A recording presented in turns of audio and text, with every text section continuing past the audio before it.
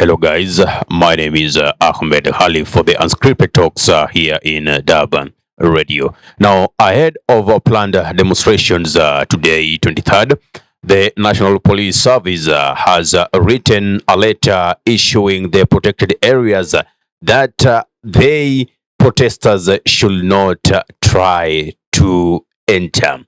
And also, you know that the protesters today's demonstration has been termed as Occupy Parliament, Occupy Jkia, and also any government installations across the country. They call it a total shutdown. Now, these demonstrations have been planned from today, 23rd, up to 31st of this month, meaning daily there will be protests one after the other. And also, there has been questions like why are Kenyans protesting? There are those people who still don't understand as to why Kenyans are protesting. So stay tuned to the end and you'll be getting responses to all that.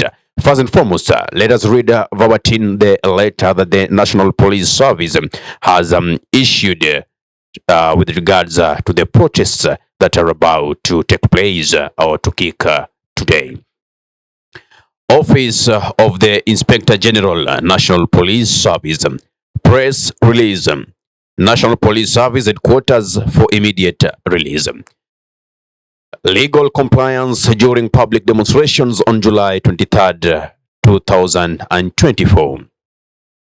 The National Police Service reiterates its commitment to Article 37 and its mandate to ensure public safety and national security in light of the demonstrations planned for July 2024. It is critical to firmly remind the public of the legal boundaries that govern access to protected areas. The Protected Areas Act Cap 204 laws of Kenya prevents the entry of unauthorized persons into areas which have been declared to be protected areas. Protected Areas orders as clarified under its legal notice number 9 of 2011. Second schedule include LPG plant, the bitumen plant, and petroleum depot situated at the Embakasi Aviation Depot JKIA.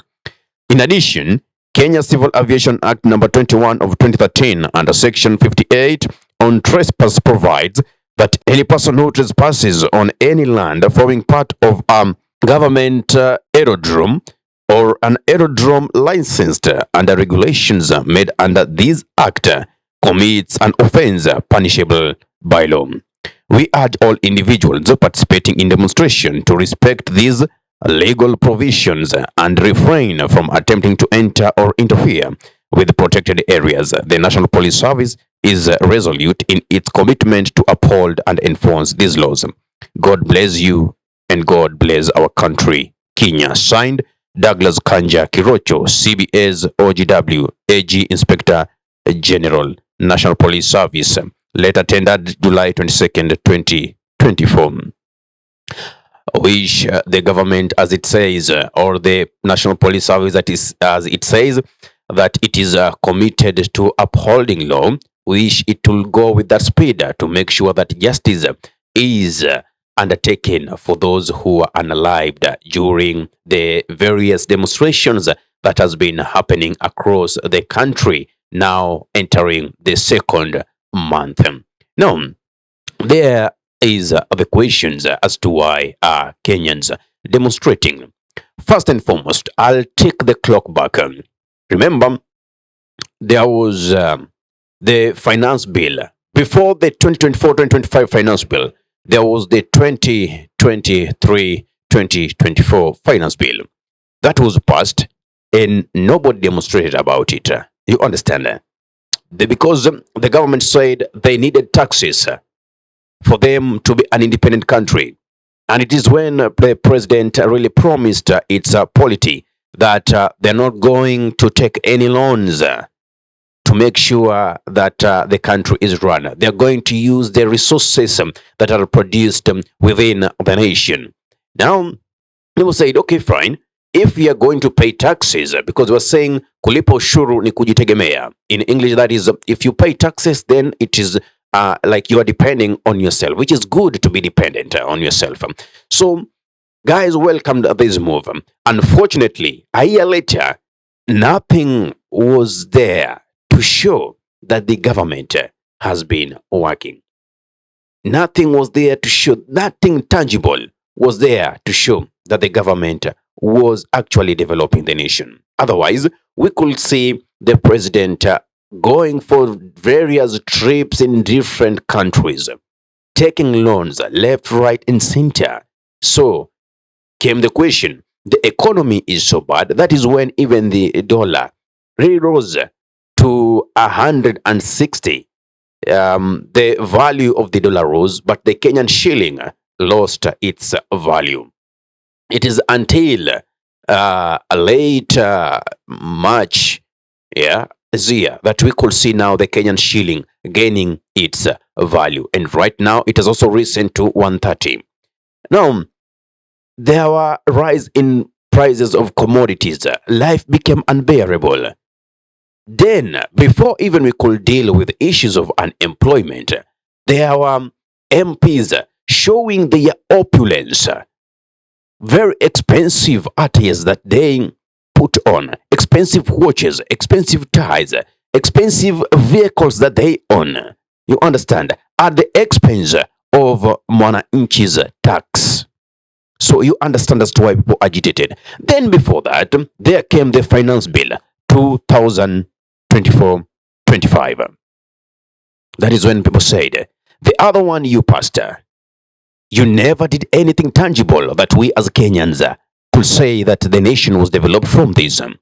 So there came reject finance bill, not amend, don't edit, just reject it completely, which took time for the president to actually bow down and withdraw it. Afterward, the youths, the Gen Zs and millennials occupied parliament and lives were lost, you understand. But still, it was a win for the protesters because the president came forth, listened, he was reactive. And I wonder why a state leader should be reactive instead of proactive. The NIAs was too lazy. I'm sorry to say this, but they should have advised the president like the temperatures in the nation is not as you think. This is not whereby you'll force draconian laws or draconian rule to the people. You understand them? So they had to listen as a government and they withdrew the finance bill in totality. Now, that did not end there. Still, we had MPs, talking as if they went to the parliament to represent themselves. Like they were saying, even if that finance bill was brought again on table, they will vote yes. It was like a mockery of the efforts of the protesters. They had made sure that this bill is not passed because they needed accountability. So when the bill was withdrawn, people also asked them, why are still people demonstrating? Because they needed accountability. They needed competent leaders. And that is when the hashtag Ruto must go was developed. So they said, we've given you an opportunity 2 years to try and do some changes which are tangible and are visible to we as Kenyans. But now you have failed us. So the best thing to do is the entire regime should just be dissolved and we bring in an entirely new system. We don't have deficiency of laws. The only problem that is there is actually following them to the letter. We have enough laws. Unfortunately, there are systems that still think we are in the era of dictatorship, whereby they can just enforce whatever they wish for themselves, breaking the law. And they feel like nothing will happen to them. That is why Kenyans are angry because people, leaders have been violating these laws. Yesterday, I just gave the scandals that have been that various leaders have been accused of. Aden Duale, Kithure Kindiki, Alice Wahome, and the list goes on and forth. You know, And still you find these are the same people who are being named as proposed to be in the cabinet. You understand? So these are the agitations that Kenyans have. You know, it's like the president is making one step forward and three steps backwards. The drunken man's philosophy is becoming his best practice. Because right now, he says this, he goes to another gathering, says the opposite. Like the issue of saying he came to space to speak to Kenyans and Kenyans ran away. That is a total lie. You understand? So guys are wondering, when will the president stop lying? And that is the prominent question that came during the interview that brought together Lina's Kaikai, Joe Ageyo, and they were there bombarding the president with questions of which he seemed not to have idea on how to respond to them. And the biggest question was, Kenyans are asking you, the president, when will you stop lying? That was not answered in the right manner. Now, we want accountability, integrity to be upheld. We want competent leaders. We don't need leaders who are being recycled, because they have shown the nation that they're driving this country towards a very, very bad direction, and that they will kick out investors and the economy of the country will be at limbo. Now, that is not the only case that we are trying to fight here.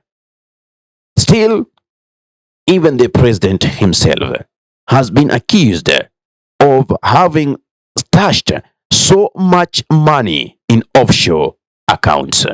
I'll retrieve a tweet by Dr. Miguna with the allegations. Did Zakayo William Ruto steal and stash in offshore accounts $497,480,000 from e-Citizen Kenya alone in less than 2 years? Remove William Ruto from power immediately, or Kenyans will be worse than Somalia, Sudan, and DRC. Daily protests until Ruto falls. We are not even done with this, and still more and more dossier is coming, accusing the president of embezzling and stealing funds from the e-Citizen. Remember, there was a pay bill that was given out. Any payment towards the government was to go in one solid account. Now, people are asking, all this money that has been collected, why can't we see it to be working for us? Even the housing levy. There are allegations that these houses that are being built, why are they only being built within the city? Why are they not built in rural areas? Now, there comes that clause that wanted to be amended about the freehold and leasehold. Like right now, the land is freehold. It is yours and yours forever until you decide maybe to sell it. But if it is leasehold, it means it is only yours for 99 years. After that, the government can take it back. Or even before those years, the government can decide to do whatever it wants with the land. So it was to relocate people. It is alleged it was to relocate people from the rural areas to come to the cities so that the government could make use of those lands. So the scheme is getting murkier and murkier as time goes. That is why Kenyans are so mad, because whenever they go online, they prefer to go and watch comedy and entertainment stuff. Unfortunately, all they meet with is such stories like the ones I'm bringing you, which brings them to the question, does the pressure increase or decrease? And the answer remains increases if it is for the government. So people are getting outrageous. Let's pray for Kenya. Let's pray for Africa. What's your thought on this? If you love content of this nature, kindly head to our YouTube channel, subscribe, press the notification button so anytime that we are live or we upload content of this nature, you'll be the very first person to be notified. If you're watching from Facebook, kindly follow us so that we could grow together. Like, view, comment, and share. Ahmed Khalif is my name for the unscripted talks here in Dab Radio. Assalamu alaikum warahmatullahi wabarakatuhu. Kwa timba kali za Afrika, Dab Radio ndio mpango mzima.